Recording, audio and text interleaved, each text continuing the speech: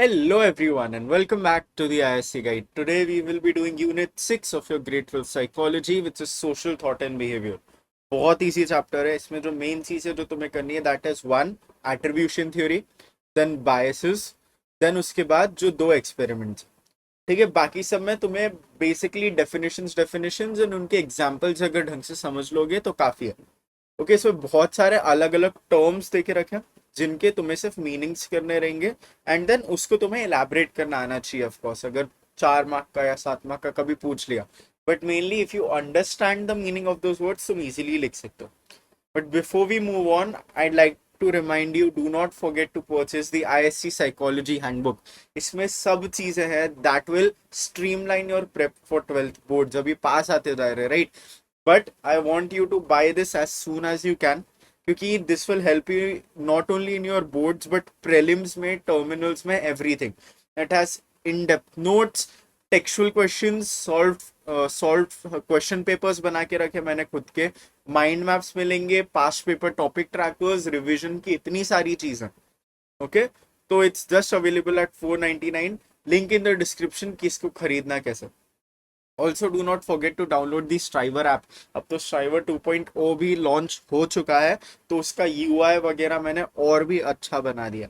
Okay, and आप लोगों के भी बहुत सारे रिकमेंडेशंस आए थे तो I have also included those. And this I like to tell all of you this, अपने दोस्तों को भी बताओ क्योंकि इसमें ट्रैक स्विचिंग करके ऑप्शन है. बेसिकली तुम अलग अलग कंपेटिटिव एग्जाम्स दे रहे हो तो वो भी तुम एक ही ऐप में फिर ट्रैक कर सकते हो without it getting too much clutter, है ना. तो अगर तुम आईएससी के लिए पढ़ रहे हो, साथ में जेई, नीट, कैट, सीईटी जिसके लिए भी पढ़ रहे हो, राइट, तो वो सब भी साथ में ट्रैक करने में हेल्प करता है. And all of these chapters are pre loaded.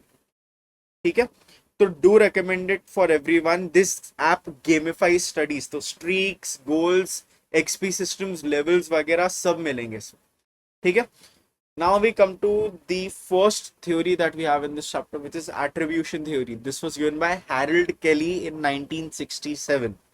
के डेफिनेशन देखते हैं. बेसिकली इसका एट्रीब्यूशन थ्योरी होती क्या है, एट्रीब्यूशन होता क्या कि एज ह्यूमंस हम लोग कुछ भी चीज अगर देखते हैं ना, we try to find the possible cause वरना द रीजन कि ऐसा क्यों है, स्पेशली इन अदर पीपल, है ना. तो अगर तुम किसी को देखते हो कि अरे ये क्या बेकार सा कपड़े पहन के आया, तो मे बी यूल थिंक कि अच्छा इसके पास शायद इससे अच्छे कपड़े होंगे नहीं, या फिर मे बी वो जल्दी जल्दी में कुछ भी पहन के आ गया. तो ये क्या है, you are finding reasons for a person's behaviour, है ना. उसी को हम लोग एट्रीब्यूशन बोलते हैं. तो इफ यू से कि उसके पास टाइम नहीं था टू वेयर गुड क्लोथ्स, तो ये क्या हो गया, कि एक्सटर्नल फैक्टर हो गया, है ना. But when you are saying कि उसके पास ऐसा कुछ अच्छे कपड़े हैं ही नहीं, या फिर उसका ड्रेसिंग सेंस ही बेकार है, वो ऐसी ही ड्रेस होके आता है सब जगह, तो ये क्या हो गया, that is an internal factor. तो ये इंटरनल एक्सटर्नल के बेसिस पे हम लोग बेसिकली डिटरमाइन करते हैं कि कॉज क्या है ना, कि इंटरनल कॉज है या एक्सटर्नल कॉज है. इसको डिटरमाइन करने के लिए एट्रीब्यूशन थ्योरी के अंदर वी गेट द कोवेरिएशन मॉडल. ठीक है, बहुत इंपॉर्टेंट है, कोवेरिएशन मॉडल बोलते हैं इसको. इसमें 3 चीज आती है, कंसेंसस, कंसिस्टेंसी और डिस्टिंक्टिवनेस. तो कंसेंसस क्या होता है, बेसिकली दूसरे लोग एक सिचुएशन में कैसे रिएक्ट करते हैं उसके बेसिस पर हम लोग पता लगाते हैं. ठीक है, तो अगर तुम ले लो फॉर एग्जाम्पल कि तुम एक स्टैंड अप कॉमेडी के शो में गए हो. ओके, तुम अपने किसी दोस्त को लेके गए हो, अभी तुम दोस्त का बिहेवियर ट्रैक करने की कोशिश कर रहे हो कि क्या रीजन है कि ये हंस रहा है. ओके, तो अगर सब लोग, जितने भी लोग हैं रूम में, सब लोग एक जोक पे हंस रहे हैं और तुम्हारा दोस्त भी हंस रहा है, तो ये क्या जो बिहेवियर है वो कॉमन हो गया. दिस मीन्स की फैक्टर इज एक्सटर्नल, कि सब लोग सेम वे में रिएक्ट कर रहे हैं ना, तो मे बी जोक फनी है. But at the same time तुम सोचो कि सिर्फ और सिर्फ तुम्हारा दोस्त हंसे और कोई नहीं हंस रहा रूम में, तो मे बी उसको वो जोक ज्यादा रिलेट हुआ होगा या फिर उसको बहुत ज्यादा फनी लगा. तो ये क्या हो गया, that is an internal factor. यहाँ पे जो बिहेवियर है दैट इज अनकॉमन. तो अगर कॉमन बिहेवियर रहता है विच इज हाई कंसेंसस तो एक्सटर्नल फैक्टर रहता है, और लो कंसेंसस तो इंटरनल फैक्टर रहता है. ठीक है, now we come to consistency. Consistency basically time वाला फैक्टर आ जाता है. अगर टाइम एंड टाइम अगेन एक पर्सन ये सेम चीज करते जा रहा है, if there is stability in his behaviour तो there is high consistency which means की द कॉज इज इंटरनल. अगर कोई चीज एक ही बार हुई है या फिर सिचुएशनल है, ज्यादा हो नहीं रही है, that means consistency is less. और ये एक्सटर्नल कॉज हो जाएगा। तो अगर तुम वही सेम जोक वाला ले लो, ठीक है, कि जो तुम्हारा दोस्त है वो बार बार एक कॉमेडियन पे हंसता है, तो ये क्या हो गया, दिस इज स्टेबिलिटी। वो बार बार एक एक जो कॉमेडियन है उसी के जोक्स पे हंस रहा है, तो मे बी उसको वो कॉमेडियन के जोक्स डिलीवरी अच्छा लगता है, थोड़ा रिलेटेबल लगता होगा, है ना। बट अगर वो सिर्फ एक जोक पे हंस रहा है कभी कभी, तो मे बी उसको वो वाला एक पर्टिकुलर जोक पसंद आया, राइट, तो वो एक्सटर्नल फैक्टर हो गया। Then comes distinctiveness. Distinctiveness is basically एक पर्सन का बिहेवियर दूसरे सिचुएशंस में कैसा बदलता है। ओके, तो अगर तुम ले लो कि कोई टॉपर बच्चा है, ठीक है, जैसे कि तुम, कोई टॉपर बच्चा है, वो मस्त बैठ के पढ़ रहा है, एंड देन उसको साइकोलॉजी में 100 on 100 आता है, उसको सोशियोलॉजी में 100 on 100 आता है, पॉलिटिकल साइंस में 100 on 100 आता है, इंग्लिश में 100 on 100 आता है, बट देन फिर वो फॉर एग्जाम्पल जाके इकोनॉमिक्स का पेपर देता है एंड उसको 70 out of 100 आता है। तो ये 70 out of 100 आया, क्या तुम बोलोगे कि ये पर्सन डम है कि स्मार्ट है? बाकी सब में तो 100 जाए, मे बी उसको इकोनॉमिक्स नहीं आता होगा, है ना। या फिर वो देखो, हमें इतना पता चल रहा है कि ये बच्चा पढ़ता तो है, ठीक है, अगर 100 लेके आ रहा है, तो ये ऐसा नहीं हो सकता ना कि वो इकोनॉमिक्स पेपर में शायद नहीं पढ़ा हो, पॉसिबल है। बट मोस्ट लाइकली क्या है, ऐसे जो लोग रहते हैं, they study equally for all of the chapters and all of the subjects. तो यहाँ पे जो ये यूनिक बिहेवियर हमें दिख रहा है, जो उसको इकोनॉमिक्स में कम मार्क्स आए, तो that is more likely to be an external factor, कि शायद पेपर डिफिकल्ट आया होगा, या फिर मे बी उसके घर में कोई प्रॉब्लम्स रहे होंगे जिसकी वजह से वो पढ़ नहीं पाया, और समथिंग लाइक दैट। अगर हर एक में जैसे वो 100 on 100 स्कोर करता इवन इन इकोनॉमिक्स, तो डिस्टिंक्टिवनेस क्या हो जाती, लो हो जाती, हर एक में ही 100 आ रहा है, तो ये क्या इंटरनल फैक्टर हो गया उसका, कि ये तो पढ़ता ही इतना है ना, ये इतना मेहनत करता ही है, ठीक है, या फिर ये इतना स्मार्ट है, ये इतना इंटेलिजेंट है, जो भी तुम्हें रीजन देना, तो वो इंटरनल फैक्टर हो जाएगा। ओके, तो मैंने यहाँ पे बहुत इजीली तुम्हें बता के रखा है, स्टेबल हाई कंसिस्टेंसी तो इंटरनल है, लो कंसिस्टेंसी तो एक्सटर्नल है। मेन तुम्हें ये याद करके जाना है, क्योंकि वो लोग केस स्टडी दे देंगे एंड देन पूछेंगे कि इंटरनल फैक्टर है एक्सटर्नल फैक्टर है, ऐसा कुछ, तो तुम्हें आइडेंटिफाई करना आना चाहिए। नेक्स्ट आता है बायसेस इन जजमेंट। ये तुम्हारा 1 मार्क का लिख के आएगा ही आएगा, ओके, वेट कर रहा है तुम्हारा पेपर में ये biases in judgment। तो सबसे पहला bias we have is called fundamental attributional error, वरना correspondence bias। इसमें बेसिकली लोग क्या करते हैं, दूसरे लोगों के इंटरनल कॉजेस को ओवर एस्टिमेट करते हैं जब वो कुछ बुरा करते हैं। ओके, तो अगर कोई बॉस है, उसका एम्प्लॉय लेट हो गया आने में, तो वो क्या सोचेगा कि अरे ये पंक्चुअली नहीं है, पूरे टाइम लेट ही आता है, इसको क्यों रख के रखा है मैंने काम पे, इसको कुछ पंक्चुअलिटी नहीं है, हार्ड वर्किंग नहीं है, पता नहीं क्या करता है ना। तो ये क्या हो गया, that is the boss over estimating the internal factor. May be वो लेट हो सकता है कभी कभी, बट ज्यादा लेट नहीं हुआ वो, मे बी ट्रैफिक की वजह से, बारिश की वजह से लेट हुआ हो, है ना। तो ये क्या हो गया, फंडामेंटल एट्रीब्यूशन एरर। नेक्स्ट आता है सेल्फ सर्विंग बायस। इसमें रहेगा कि अगर मैंने गलती की है तो ओ एक्सटर्नल फैक्टर है, अगर किसी और ने गलती की है ओ वो तो इंटरनल फैक्टर है, वो उसकी गलती, है ना। तो तुम समझ लो फॉर एग्जाम्पल कि तुम्हें कोई टेस्ट में बहुत ज्यादा मार्क्स है, तो तुम बोलोगे अरे मैं बहुत पढ़ के आया ये वो वगैरह, ठीक है, बट कोई फेलियर हो गया तुम्हारा, तुम्हें ज्यादा अच्छे मार्क्स नहीं है, तो तुम फिर क्या बोलोगे, अरे ये टीचर का ना मूड खराब था, ये इसके लिए मुझे इतने कम मार्क्स आए, या फिर वो टीचर मेरे पे खुन्नस निकालती रहती है पूरे टाइम, वो मुझे पसंद ही नहीं करती, पेपर वॉज वेरी डिफिकल्ट, मैं पढ़ ही नहीं पाया, मैं पढ़ ही नहीं पाई, घर पे ये प्रॉब्लम था। तो ये सब क्या हो गया, even if you were able to, है ना, जेन्युइनली है तो अलग बात है, but even if you were able to, तो ये एक्सक्यूजेस बनाते हो कि अच्छा ये तो एक्सटर्नल फैक्टर्स है, इसको ब्लेम कर देता। Some people even blame it on God, अरे भगवान नहीं चाहते थे कि मुझे मार्क्स आया आज, या फिर कर्मा, अरे मैं तेरा मजाक उड़ा रहा था ना उस दिन कि तुझे मार्क्स नहीं आता, देख अभी मेरे साथ कर्मा हो गया, अभी मुझे कम मार्क्स आया। Some people even do that. Okay, the next thing we have is called false consensus effect। Consensus is, हम लोगों ने अभी देखा दूसरे लोग अग्री करते हैं, तो false consensus effect is basically we tend to overestimate कि कितने लोग हमारे साथ अग्री करते हैं। तो तुम एक बच्चा ले लो, वो सोच रहा है कि मैं होमवर्क करूँ कि नहीं करूँ, तो फिर वो सोचता है कि अरे यार मैं होमवर्क नहीं कर रहा, मोस्ट दूसरे लोग भी कर ही नहीं रहे होंगे, है ना, तो मैं भी नहीं करके जाता। अगर हम सब लोग ही होमवर्क नहीं करके रहेंगे तो टीचर किस किस को डांट के बाहर करेगी, किसी को तो पढ़ाना पड़ेगा ना, ऐसे सोच के हो जाता है। नेक्स्ट दिन देखता है सिर्फ 1-2 बच्चों ने होमवर्क नहीं किया, ये क्या हो गया? This is called false consensus effect. People tend to overestimate कि कितने लोग उनके साथ अग्री करते हैं. ठीक है. Then comes automatic vigilance. Automatic vigilance क्या होता है? बेसिकली यहाँ पे कोई अगर नेगेटिव या थ्रेटनिंग स्टिमुलाई है, लोग उसको ज्यादा प्रायोरिटी देते हैं. ओके. तो अगर तुम्हें अमेजोन से कुछ खरीदना है तो उसके जाके रिव्यूज देखते हो, उसमें तुम देखते हो कि 10 अच्छे रिव्यूज है और एक गंदा रिव्यू. तो people will focus more on that negative review. क्यों? क्योंकि ऐसे अलग अलग एक्सप्लेनेशन दे सकते हैं ना लोग कि अरे ये नेगेटिव रिव्यू तो हुआ है ना, अगर कोई अच्छा ब्रांड रहता, कोई अच्छी चीज रहती, तो ये एक नेगेटिव रिव्यू भी नहीं रहता. या फिर जो ये पॉजिटिव रिव्यू है वो शायद खुद जो सेलर है उसने बना के डाला होगा, है ना. उसने अपने दोस्तों को बोला होगा कि अरे 5 स्टार रिव्यू डाल दे, ये डाल दे, वो डाल दे. ऐसा भी हो सकता है. बट दे वोंट थिंक कि जो नेगेटिव रिव्यू है मे बी वो किसी कंपेटिटर ने आके डालो, है ना. तो इसको हम लोग बोलते हैं automatic vigilance. The next one we have is called counterfactual thinking. Counterfactual, यही वर्ड में तुम्हें सब पता चल जाना चाहिए. Something which is countering the facts. Facts is what happens in real life. तो जो रियल लाइफ में हुआ है उसका कोई ऑल्टरनेटिव आउटकम सोचना, उसको हम लोग काउंटर फैक्चुअल थिंकिंग बोलते हैं. Keyword is what could have been. ठीक है, what could have been. So there is upward counterfactual thinking and there is downward counterfactual thinking. Upward counterfactual thinking में there is people imagining positive outcomes.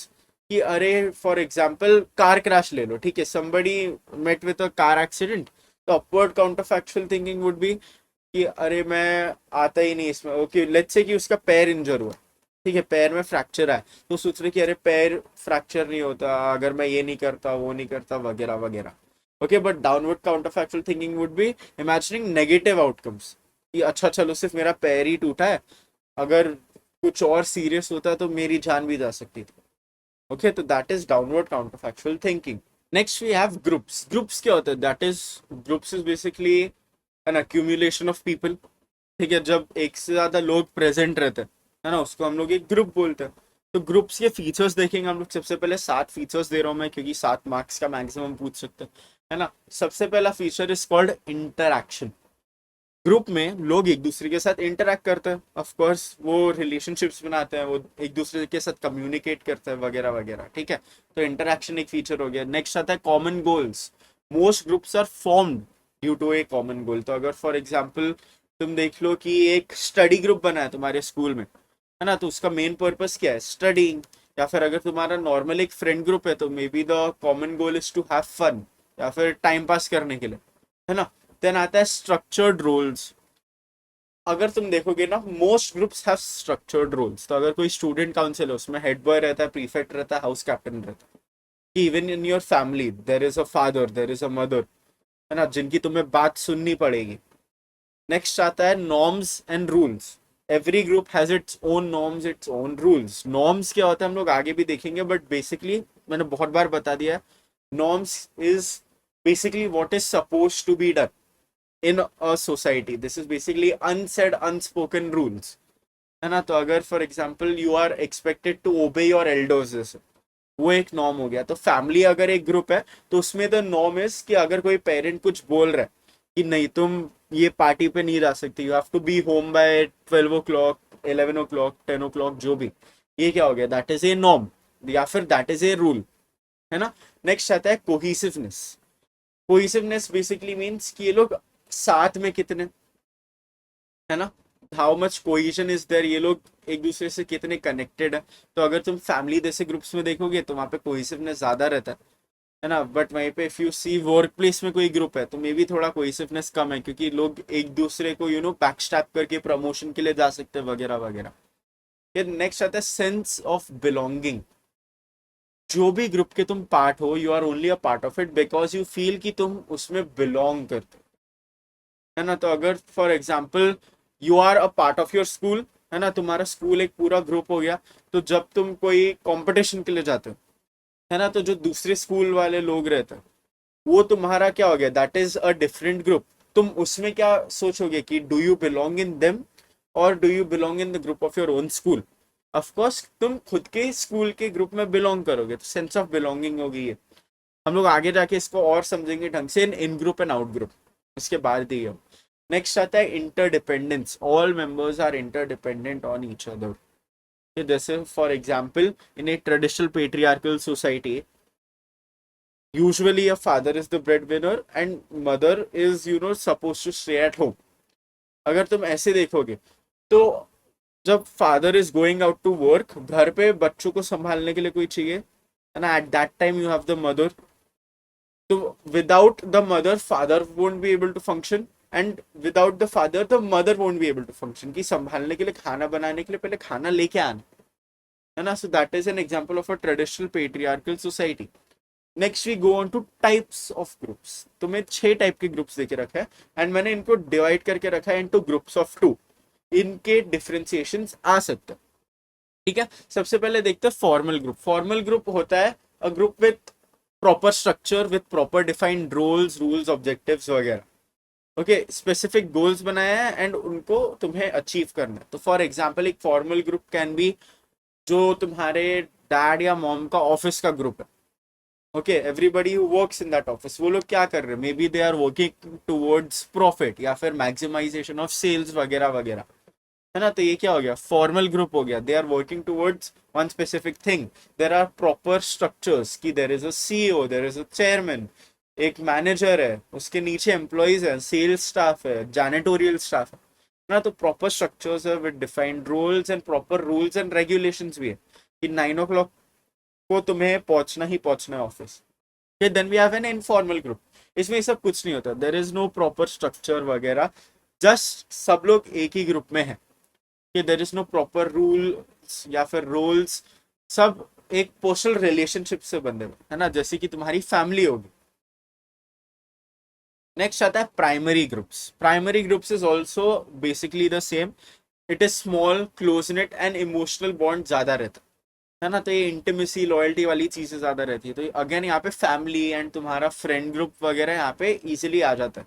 Secondary groups are ज्यादा बड़े होते हैं, goal oriented होते हैं, task focus होते हैं, proper rules होते हैं, इसके प्रॉपर स्ट्रक्चर होता है ना। तो अगेन यहाँ पे तुम ऑफिस वाला एग्जाम्पल लिख सकते हो। Now we come to in group and out group. In group is a group in which a person feels कि वो बिलोंग करता है। Okay, and since people feel कि अरे ये तो मेरा ग्रुप है, तो they tend to favour the members of that group. Okay, may be तुम इसको you can take this as nationalism too, है ना, कि अरे मैं इंडिया का इंडिया का सिटीजन हूँ, that is my in group.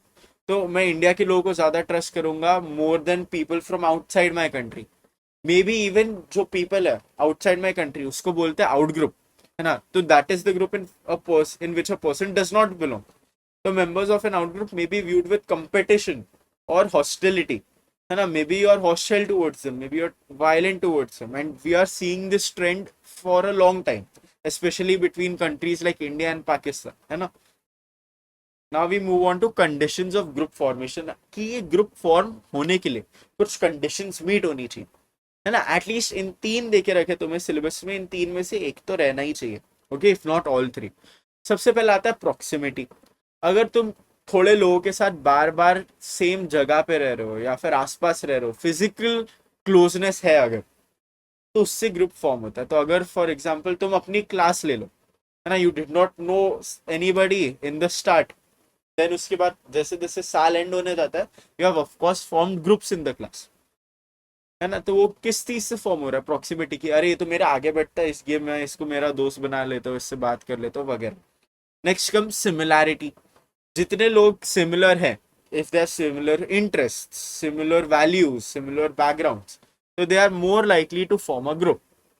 ना कि तुम्हारे क्लास में may be there are some guys who like to watch football, तो मे बी वो लोग रोज रोज लंच ब्रेक में बैठ के फुटबॉल के बारे में बात करते हैं।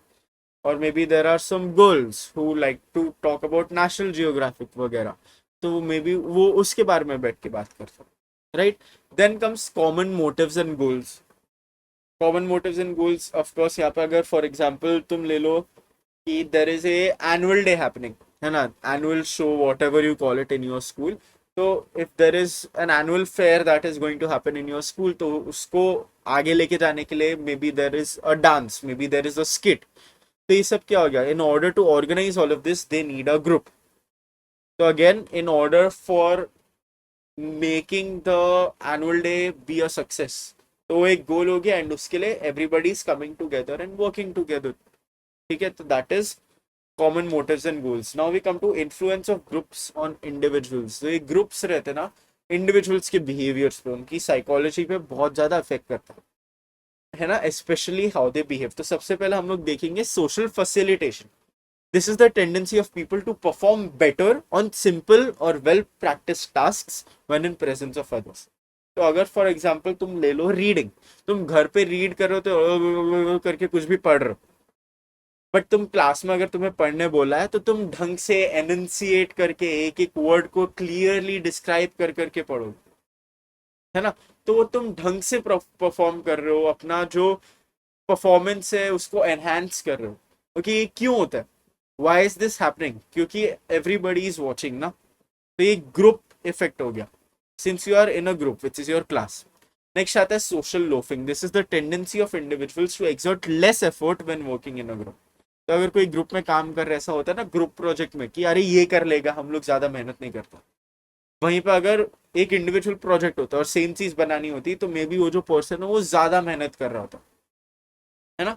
Next comes group polarization. Group polarization क्या होता है, ये इंपॉर्टेंट है। People confuse this with conformity. Last year के बोर्ड पेपर में भी किया था, इस बार मत करना। Group polarization is the tendency for group discussions to strengthen members initial opinions, making decisions more extreme. तो जो इनिशियल व्यू था उसको और ज्यादा स्ट्रॉन्ग कर दे रहे हो लोग, उसको हम लोग बोलते हैं ग्रुप पोलराइजेशन। ठीक है, now we move on to social norms and conformity. Social norms क्या होता है? शेयर्ड रूल्स और expectations that guide the behaviour of members in a society और ग्रुप। मैंने ऑलरेडी तुम्हें बताया है ना कि for example you have to be respectful of your elders, या फिर even even the fact that you need to wear clothes, है ना, कि तुम किसी और ह्यूमन बीइंग के सामने you can not go without clothes specially in public. ये सब क्या, these are all social norms. Even laws जो रहते such as not stealing, not killing, ये सब भी सोशल नॉर्म्स में आते हैं। Okay, now we move on to conformity. Conformity क्या होता है? Conformity is the act of changing your behaviours, attitudes और believes to match those of a group. तो अगर you have become a part of a group तो वहां पे अलग सोशल नॉर्म्स है। लेट्स से कि तुम कोई ग्रुप में जाके शामिल हो रहे हो जहाँ पे it is a social norm to disrespect adults, है ना, वरना वरना एल्डर्स, उनको डिसरिस्पेक्ट करना इंपॉर्टेंट है उनके हिसाब से। तो यू मे बी जब तुम्हें वो ग्रुप ज्वाइन करना है तो you have to conform to that, है ना। तो वहां पे कंफर्मिटी दिखती है। तो people conform for a variety of reasons. दो मेन वाले रीजंस हम लोग अभी देखेंगे। First is normative social influence. People want to be accepted. अगर वो कोई ग्रुप में है तो they want to gain approval, they want to be liked, या फिर सोशल रिजेक्शन अवॉइड करना, जिसकी वजह से वो लोग कंफर्म कर देते हैं हाँ अरे चलो अगर मैं इस ग्रुप में हूँ तो मुझे एल्डर्स को डिसरिस्पेक्ट करना ही पड़ेगा, वरना ये लोग मुझे ग्रुप से निकाल देंगे। तो इसके लिए यू कंफर्म। नेक्स्ट आता है इंफॉर्मेशनल सोशल इन्फ्लुएंस।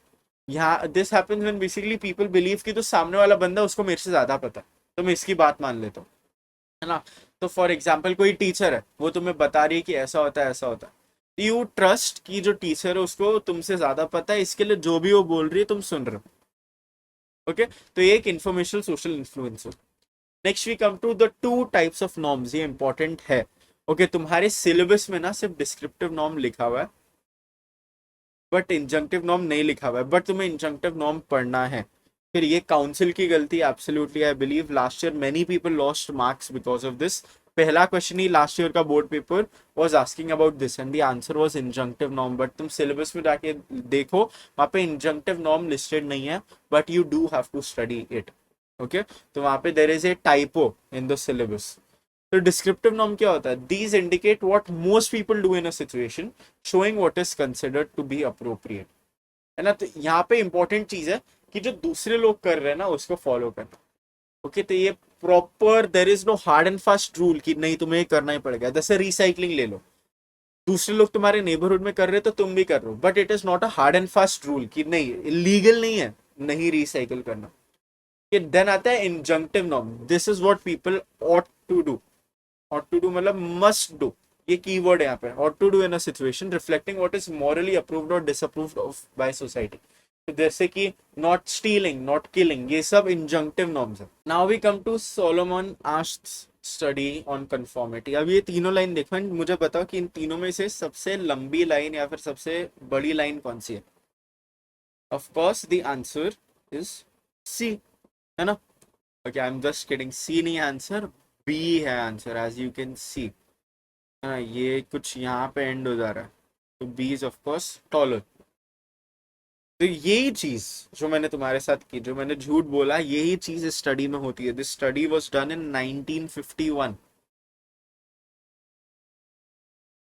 कि अब देखते हैं, तुम्हें इसके तो सबसे पहले स्टेप्स पता होने चाहिए एक्सपेरिमेंट के, एंड फाइंडिंग्स पता होनी चाहिए। ये दो मेन चीज है। एक्सपेरिमेंट का स्टेप्स क्या है? बेसिकली इसमें क्या हुआ था ना, सोलोमन आश्क ने क्या किया था, पार्टिसिपेंट क्या होता है एंड कन्फेडरेट क्या होता है, you need to know this first. Participant is the actual person जिस पे हम लोग एक्सपेरिमेंट कर रहे हैं, ठीक है। Confederate is the person which is in on the experiment. Basically उसको पता है कि एक्सपेरिमेंट में क्या चल रहा है, okay. That person is there to aid the experiment, है ना। तो अभी इस केस में कन्फेडरेट्स क्या थे, ये सब क्या था, हम लोग देखते हैं। बेसिकली सोलोमन आश्क ने क्या किया था, ये लाइन कंपैरिजन टास्क की मदद से वो देख रहा था कि लोग कंफर्म कितना करते हैं। तो फॉर एग्जाम्पल उसने 8 लोग लिए थे, 8 पीपल, ठीक है, जिसमें से देयर वर 7 कन्फेडरेट्स, ठीक है। यहाँ पे ही देखते जाते हम लोग कि लाइन जजमेंट टास्क, जैसे मैंने बोला, line judgment task, there is a naive participant. Naive basically उसको पता नहीं था कि क्या चल रहा है, ठीक है, और 7 कन्फेडरेट्स थे, तो टोटल 8 पीपल हो गए, है ना। तो ये कन्फेडरेट्स को पहले से ही बोल के रखा था कि तुम्हें क्या आंसर देना है, कब आंसर देना है, कैसे आंसर देना है, ठीक है। जो रियल पार्टिसिपेंट था उसको ये सब कुछ नहीं पता था। उसको ये लग रहा था कि बाकी जो 7 पार्टिसिपेंट्स है रूम में, दैट वर एक्चुअली कन्फेडरेट्स, उसको ये लग रहा था कि वो भी उसके जैसे पार्टिसिपेंट्स है, ओके, रियल पार्टिसिपेंट्स है। तो each person in the room, basically उनको एक लाइन बाय लाइन बैठा दिया, वरना टेबल पे कोई बैठा दिया, एंड देन बोलते थे कि अच्छा तुम बताओ कि ए, बी और सी में से लंबी लाइन कौन सी है। तो ऐसे करके वो सबसे पूछते थे। तो यूजुअली जो एक्चुअल पार्टिसिपेंट था, that was position towards the end of the order, like second to last उसको कुछ बैठाते थे, ओके, ताकि वो सबसे पहले बाकी सारे कन्फेडरेट्स का रिस्पॉन्स सुन ले एंड देन वो खुद आंसर दे पाए। तो टोटल 18 बार, 18 ट्रायल्स बोलते हैं इसको, ठीक है, टोटल 18 बार ये क्वेश्चंस पूछे गए थे, जिनमें से 12 बार रॉन्ग आंसर दिया था जानबूझ के कन्फेडरेट्स ने। तो अगर एबीसी में से बी लंबा है तो वो लोग जानबूझ के सी बोल रहे थे, ठीक है। तो ये 12 ट्रायल्स, तो this was called the critical trials. ये कीवर्ड है, क्रिटिकल ट्रायल्स बोलते हैं। क्रिटिकल ट्रायल्स थे जिनमें कन्फेडरेट से झूठ बोला था। तो स्टार्टिंग में तो वो लोग बैठे हुए थे, स्टार्टिंग में जो कन्फेडरेट थे वो करेक्ट आंसर दे रहे थे, ठीक है। But in those 12 critical trials जानबूझ के कन्फेडरेट्स गलत आंसर दे रहे थे। Now asked wanted to do was, वो देखना चाहता था कि ये जो पर्सन है वो बाकी सबके रिस्पॉन्सेस सुन रहा है कि सब लोग जानबूझ के गलत आंसर दे रहे हैं, तो वो पर्सन क्या करेगा, will that person also give the wrong answer agreeing with all the other people, या फिर वो खुद का दिमाग यूज करेगा एंड देन जो उसका एक्चुअल आंसर लगता है वो आंसर देगा। Basically will that person confirm, या फिर will that person give their own answer, ठीक है। तो यही चीज दिमाग में रखते हुए पूरा एक्सपेरिमेंट किया, ओके। अब देखते हैं इसके फाइंडिंग्स क्या हुआ। On average 1/3 of the participants conform, ठीक है। जो इनकरेक्ट मेजोरिटी था, 1/3 of the participants conform. 12 critical trials हुए थे, 75% of the participants conformed at least once, at least एक बार उनने बाकी सब लोगों के साथ अग्री किया। 25% of the people never confirm, and a small number of participants, कुछ 5% of the 5% of the participants जो थे, हर एक क्रिटिकल ट्रायल पे उनने कंफर्म किया, तो हर एक पे उनने गलत आंसर दिया, agreeing with the rest of the group, okay. Now it also has a control condition. Control क्या होता है, I hope you remember. Control condition basically there is no confederate pressure. Basically real participants लिए गए and उनको normally बोला कि तुम line judgment task करो, ओके। तो देर इज नो कन्फॉर्मिटी, और वो एक इकलौता पर्सन बैठ के आंसर दे रहा है। एंड जब ये चीज हो रही थी, आस्क फाउंड की मतलब 99% of the time everybody gave the correct answer, है ना। तो यहाँ पे हमें दिख रहा है 99% of the time everybody is giving the correct answer here, है ना। बट वहां पे 75% of the participants are giving the wrong answer at least once. 5% तो हर बार दे रहे, Okay, so this goes to show that there is a real effect which influences us to conform in a group. ये वाली चीजों को, यही factors को अभी हम लोग देखने जा रहे हैं. तो what are the factors affecting conformity, ये भी तुम्हें 7 मार्क का डायरेक्ट क्वेश्चन आ सकता है. Okay, the first thing that we have is called group size. तो जितना बड़ा ग्रुप उतना ज्यादा कंफॉर्मिटी. बट इसमें एक इंपॉर्टेंट चीज टू रिमेंबर इज कि it plateaus after 4 to 5 members. तो पहले 4-5 मेंबर्स के लिए वो ऐसे बढ़ रहा है एंड देन वो धीरे से प्लेट्यू हो जाता है. ओके, तो उसके बाद जो एक्चुअल ग्रुप साइज का इफेक्ट है वो कम होता जाता है ना, या फिर मतलब ऑलमोस्ट नॉन एग्जिस्टेंट हो जाता है. जब तक 4-5 मेंबर, पहले एक मेंबर है तो थोड़ा और बड़ा, देन 2 मेंबर है तो और बड़ा, 3 मेंबर है तो और बड़ा.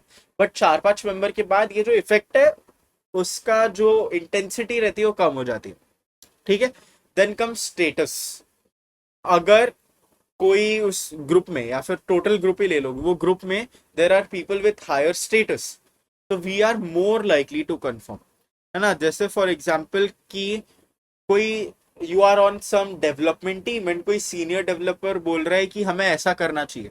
Even if the junior developer thinks कि अरे यार ये तो गलत है, वो स्टिल अग्री करेगा, हाँ ये सीनियर डेवलपर है, इसको ज्यादा एक्सपीरियंस है मेरे से, सिंस वो पर्सन का स्टेटस ज्यादा है. ठीक है.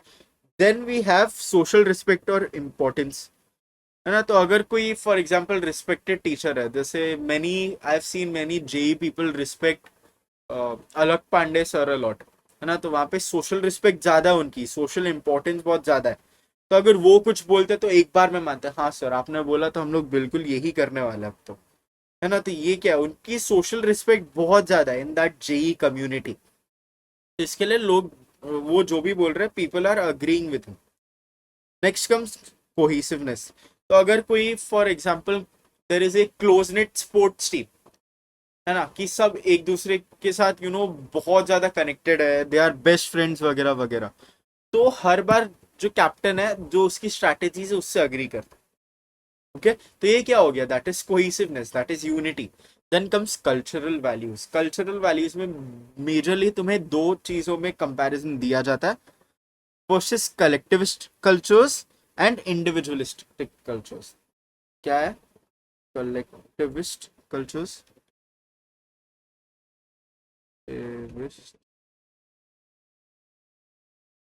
Versus individualist. कलेक्टिविस्ट कल्चर्स क्या रहते हैं, these basically focus on the group. ऐसे कल्चर्स है जिसमें the group is more important than the person. Individualist में the person is more important than the group. तो यूजुअली ईस्ट में, for example India, Japan, China, यहाँ पे collectivist culture ज्यादा है. Individualist cultures are more in the western society which is UK, US वगैरह. ठीक है. तो ये कल्चरल वैल्यूज होती है. तो अगर ऑफ कोर्स कलेक्टिविस्ट कल्चर्स में ग्रुप में ज्यादा इंपॉर्टेंस रहती है, तो more people are likely to conform when they are from a collectivist culture rather when they are from an individualist culture. Then comes attractiveness of the group. Attractiveness मतलब physical attractiveness की बात नहीं हो रही इधर. It is like if you want to join that group, है ना. ऐसे तुम्हारे स्कूल में मस्त कोई पॉपुलर ग्रुप है कोई एंड तुम्हें वो ज्वाइन करना है ना. You are really attracted to them कि अरे यार क्या मस्त है, इतना फेम मुझे भी चाहिए. तो अगर ऐसी कोई चीज है तो वो लोग जो भी बोलेंगे यू विल फॉलो, है ना. तो you are conforming to the norm since you want to be a part of the group since it is attractive to you. Then comes nature of the task. अगर task is ambiguous, है ना, मतलब उसको जो भी person उसको समझ में नहीं आ रहा है कि अरे यार इस केस में क्या करें, या फिर डेंजरस है ना, तो most likely people will look to others, especially अगर उनको लगता है कि अरे ये तो ये सिचुएशन से जा चुके, इसको पता है कि क्या करना है, इसको फॉलो करते हैं, है ना. Next comes personality. अगर there is somebody with low self esteem, low confidence, तो that person is more likely to conform. अगर कोई पर्सन है जिसका सेल्फ एस्टीम बहुत हाई है, बहुत ज्यादा कॉन्फिडेंस है ना, तो वो person is less likely to conform. Then comes unanimity of the group. Unanimity basically means कि सब एक चीज पे जब अग्री करते हैं, है ना. तो लेट्स टेक वही सोलोमन आश की स्टडी में, अगर जो उससे पहले 6 पार्टिसिपेंट्स थे, कन्फेडरेट्स थे, वो सब सब के सब एक ही गलत आंसर दे, है ना, तो unanimity of the group is high, तो conformity will also be high. But at the same time अगर एक भी पर्सन करेक्ट आंसर दे दे, तो that conformity decreases since unanimity to do. Okay. Now we come to the final topic, which is Milgram's experiment on obedience. इसका full नाम is Stanley Milgram, है ना? Stanley Milgram experiment, which was done in 1963. तो ये इसका diagram है, ये तुम्हें दे सकते हैं, तो तुम्हें इसको अगेन आइडेंटिफाई करना इंपॉर्टेंट है. इसमें बेसिकली क्या था, देयर वाज एन एक्सपेरिमेंटर, है ना, there is the subject which is the actual participant, है ना, and there is a fake test subject, basically ये कन्फेडरेट है. ठीक है, अब देखते हैं इस एक्सपेरिमेंट में हुआ क्या था. ये मस्त एक्सपेरिमेंट है मेरे हिसाब से. इसमें देखो क्या हुआ था ना, basically what Stanley Milgram wanted to do was study की will people obey authority figures even if अगर उनको बोला जा रहा है that they should harm others. Okay, तो ओबीडियंस एंड पर्सनल कॉन्शियंस कि अरे यार ये गलत है ये सही है, वो हमारा कॉन्शियस है ना, वो चीजों के बीच में जो कॉन्फ्लिक्ट रहता है उसको स्टडी किया इस एक्सपेरिमेंट में. तो इसमें बेसिकली क्या हुआ था, there were two people, the actual subject या फिर the actual participant and the fake test subject, the confederate. तो दोनों को बेसिकली ऐसे ड्रॉ बाय बैलेट्स, मतलब चिट्स उठा के बेसिकली उन्होंने डिसाइड किया था कि क्या करना है. बेसिकली इसमें इनको ये टास्क दिया गया था कि एक पर्सन टीचर बनेगा, एक पर्सन स्टूडेंट बनेगा, एंड जो टीचर है उसको स्टूडेंट को कुछ कुछ चीजें सिखानी है. वो सिखानी कैसी है, बाय एडमिनिस्टरिंग शॉक्स. ओके, तो जो टीचर था, फॉर ईच एंड एवरी गलत आंसर कन्फेडरेट जो देगा, for each and every wrong answer given by the confederate, that teacher has to administer shocks ताकि वो सीखे, है ना. तो this is learning by punishment. तो उनको ऐसे ही बोला गया था कि हम लोग ये वाला एक्सपेरिमेंट कर रहे. तो देयर वर टोटल 40 मेन जो वो लोग न्यूज़पेपर से रिक्रूट करके लेके आए थे. ठीक है, तो यहाँ पे फिर क्या हो रहा था, स्टार्टिंग में ना क्या किया था इन लोगों ने, जो एक्चुअल सब्जेक्ट था उसको थोड़ा सा ऐसे शॉक दिया था बताने के लिए कि एक्चुअली जो दूसरा जो पार्टिसिपेंट है that is actually the confederate, उसको एक्चुअल शॉक्स मिल रहे. तो ये ट्रस्ट करवाने के लिए जो सब्जेक्ट था उसको एक्चुअली एक छोटा सा शॉक दिया था कि जितने भी शॉक्स तुम दोगे एक्चुअली वो बंदा फील करने वाला. ओके, तो ये पूरा सब्जेक्ट के लिए क्या हो गया था कि that this is going to be real shocks, but actually कोई शॉक पड़ नहीं रहा था कन्फेडरेट को. ठीक है, तो अभी क्या हो रहा था, देयर वर many switches, देखो ये सब पढ़ लो, there were many switches that were labeled including slight shock से लेके we had things up to moderate shock, danger and XXX, है ना. तो अभी इसमें क्या हुआ, as the experiment progressed, धीरे धीरे करके वो गलत आंसर दे रहा था. कौन, ये कन्फेडरेट गलत आंसर दे रहा है, गलत आंसर दे रहा है. तो यहाँ से जो सब्जेक्ट था हमारा एक्चुअली वो शॉक्स देता जा रहा था, वो बार बार शॉक्स दे रहा है. तो ये ऑफकोर्स चिल्लाने की एक्टिंग कर रहा था कि आ लग रही है वगैरह वगैरह. ठीक है, तो ऐसे करके जैसे जैसे शॉक्स बढ़ते गए उसका रिएक्शन भी बढ़ता गया. तो इवेंचुअली लास्ट में वो क्या करने लगा, ऐसे दीवार मार रहा है कि नहीं बस करो मुझे निकालो यहाँ से, है ना. And then after 300 volts of shock जो सब्जेक्ट था वो एब्सोल्युटली साइलेंट हो गया. फिर ना वो चिल्ला रहा है, ना कुछ हिलने की आवाज आ रही है, nothing.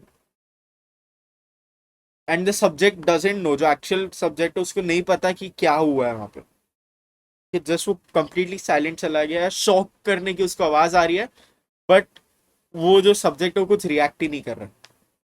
Okay, imagine how scary that is. तो धीरे धीरे करके वो ऐसे करता गया, यू नो, रिएक्शंस भी बढ़ते गए, शॉक भी बढ़ता गया. 300 वोल्ट्स के बाद देयर वाज नो रिएक्शन, है ना. जो एक्सपेरिमेंट था उसको ये इंस्ट्रक्ट किया गया था कि पार्टिसिपेंट को बेसिकली बोलो कि इनकरेक्ट रिस्पॉन्स है, even if that person is silent, तो इसको ऐसे ट्रीट करो कि उसको आंसर पता नहीं है, तुम इसको शॉक बढ़ाते जाओ, है ना. तो पार्टिसिपेंट्स क्या करेंगे, पार्टिसिपेंट्स विल ट्राई टू से कि नहीं भाई तुम क्या कर रहे हो, मुझे निकालो ऐसे, मैं नहीं कर रहा. तो देन जो एक्सपेरिमेंटर था, ये जो एक्सपेरिमेंटर है वो एक्चुअल एक्सपेरिमेंटर नहीं है, this is also not a real scientist, है ना. ये एक्चुअली इस केस में देयर वाज कोई स्कूल से बायोलॉजी टीचर उठा के लेके आए थे एंड उसको लैब कोट पहना के इधर बैठा दिया था. तो लैब कोट की वजह से लग रहा था कि अरे ये तो एक्चुअल कोई अथॉरिटी है इस सब्जेक्ट में, है ना, तो ये जो भी बोलेगा मुझे मानना पड़ेगा. तो वही चीज यहाँ पे कंटिन्यू हो रही थी कि बार बार सब्जेक्ट रिफ्यूज कर रहा था कि नहीं मैं आगे कंटिन्यू नहीं करूंगा, और यहाँ पे जो एक्सपेरिमेंटर था वो बोल रहा था नहीं, it is absolutely essential that you continue वगैरह वगैरह। तो ये 4 रिस्पॉन्सेस थे दैट वर प्री मेड। अगर ये चारों को वो बोले नहीं मैं नहीं करने वाला, जो बिगाड़ना है बिगाड़ ले, अगर ऐसा कोई बोले participant, then the experiment would end. या फिर दूसरा ऑप्शन, एक्सपेरिमेंट वुड एंड जब सारा कुछ 400 वोल्ट 350 वोल्ट ऐसा कुछ था, वो अगर फुल एडमिनिस्टर हो गया, it is 450 volt, sorry 450 volt अगर पूरा एडमिनिस्टर हो गया, then the experiment would end. Okay, अब देखते हैं findings, and this is very shocking. जब मैंने एटलीस्ट पहली बार पढ़ा था, 65% of the participants, which is 2/3 of the people, continue to the highest level of 450 volts. 2/3 of participants continue to the absolute maximum level. वो लोग रुके नहीं। 100% of the participants continue to at least 300 volts। जब तक वो absolutely चुप नहीं हो गया ना, तब तक करते रहे। जब वो चुप हो गया उसके बाद there were 14 defined participants that actually stopped।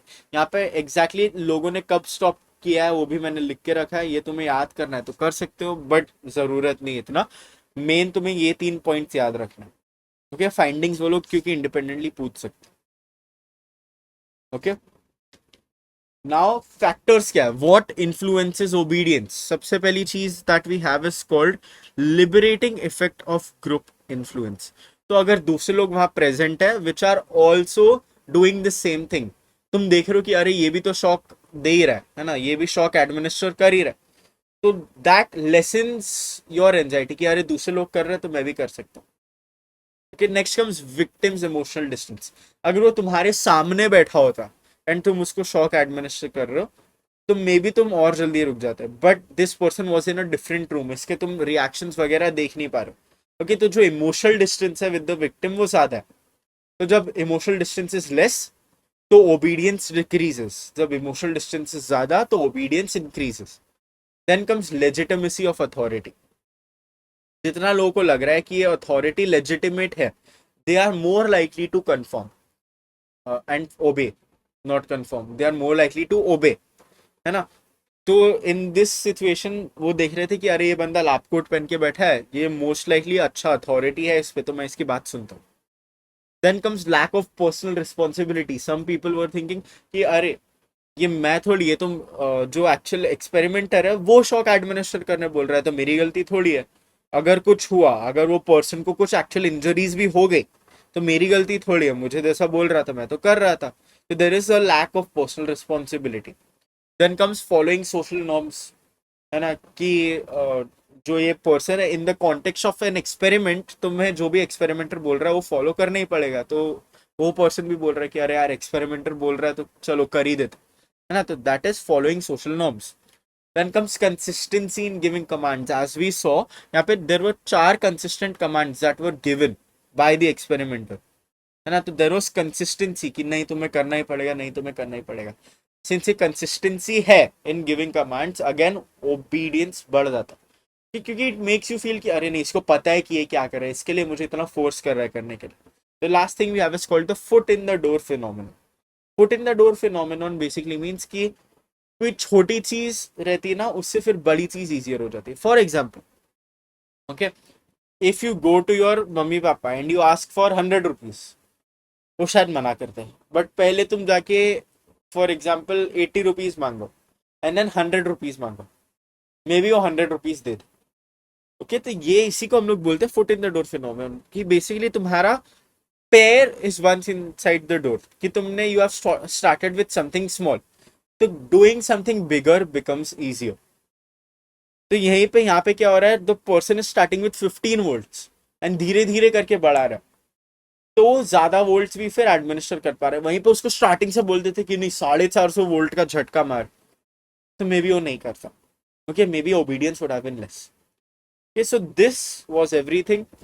पूरा चैप्टर हो गया, very easy chapter but very important chapter, है ना। इसके बाद के जो 2 चैप्टर हो तो बहुत बहुत इजी है, ज्यादा मार्क्स के आते भी नहीं हो, तो टोटल मिला के मे बी 15 या 20 मार्क्स के आएंगे तो आएंगे, है ना। तो अभी तक तुमने ये सारे फर्स्ट 6 चैप्टर्स कर लिए, तो you are done with a majority portion of the IISc 12th psychology syllabus. All the best if you have your exam tomorrow. Do not forget to purchase the IISc psychology handbook. Do not forget to download the Striver app. Insta पे मुझे follow मत करना भूलो @the guide. Do not forget to follow the WhatsApp channel जहाँ पे तुम्हें सारे notes मिलेंगे for absolutely free. And bye bye.